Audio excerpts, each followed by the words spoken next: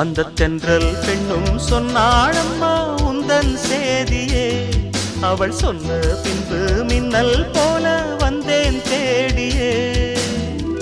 என்னை நீ தொட்டவுடன் என்னவோ பொன்னுதையா, முற்றுகை இட்டவுடன் சிற்றிடை தின்னுதையா.